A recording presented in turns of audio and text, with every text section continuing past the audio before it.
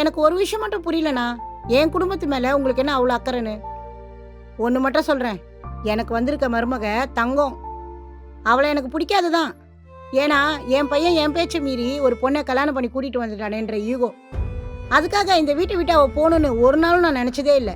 ஏன்னா குருக்கு அவ மட்டும்தான். இந்த விஷயம்லாம் அந்த பொண்ணுக்கு ஏற்கனவே தெரியும். தெரிஞ்சும் அவ மேல ஏன் பழிய போட்டுக்கிட்டா தெரியுமா? அவ புருஷனை யாரும் குறை சொல்லிடக்கூடாதுன்றதுக்காக தான். அப்பவே அவளை எனக்கு பிடிக்க ஆரம்பிச்சிச்சு. அதனாலதான் இது வரைக்கும் இதை பத்தி ஒரு வார்த்தை கூட நான் அவகிட்ட பேசுனதில்லை, யாரையும் பேசவும் விட்டதில்லை.